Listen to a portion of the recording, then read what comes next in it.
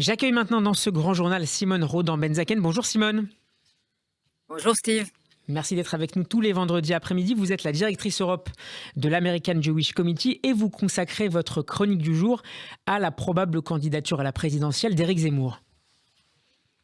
Oui, pourtant, je m'étais juré de ne pas parler d'Éric Zemmour. Je ne souhaitais pas m'engouffrer à mon tour dans la médiatisation exagérée d'une radicalisation politique qui ne soignera pas, je pense, la dépression dans laquelle une partie des Français est tombée.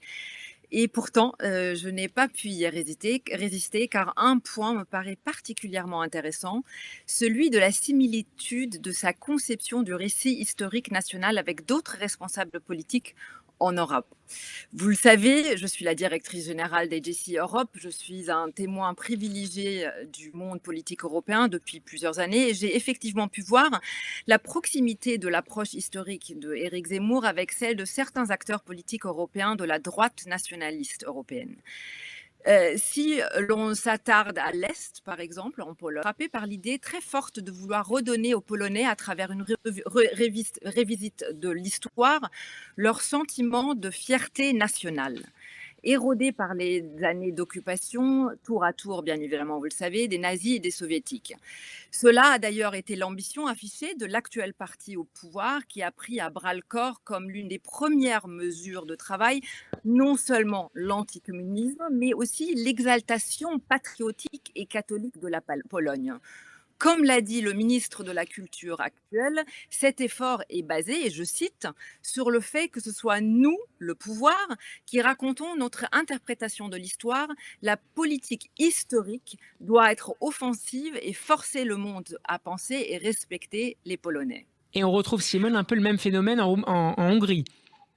Tout à fait. En Hongrie, de la même manière, la tentation du révisionnisme historique est à l'œuvre depuis quelques années, comme l'a révélé par exemple l'affaire de la statue de Balint Oman, à laquelle nous, LGC, nous nous sommes opposés. Tentative d'honorer l'un des auteurs de la déportation d'un demi-million de juifs hongrois. Alors comment se Et on positionne voit Éric Zemmour dans tout alors, ce... effectivement, vous le savez d'ailleurs, Éric Zemmour a fait un voyage il n'y a pas très longtemps en la semaine Hongrie dernière? et on voit effectivement bien qu'Éric Zemmour se situe effectivement dans une dynamique qu'il s'emploie à tracer une ligne continue dans l'histoire de France afin d'ancrer au maximum le récit national et ainsi la vraie identité française dans les consciences.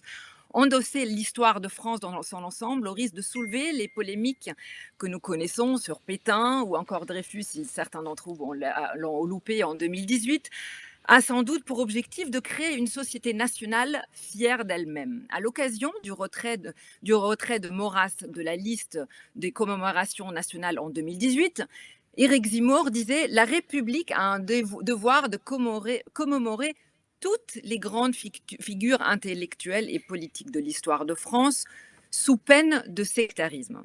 Alors bien évidemment, nous ne le savons pas encore si Éric Zemmour est candidat, et a fortiori, il est difficile de savoir quel serait son programme politique, même si nous voyons une première ébauche. Mais je dirais quand même que sur son cas, l'extrême prudence doit être de mise.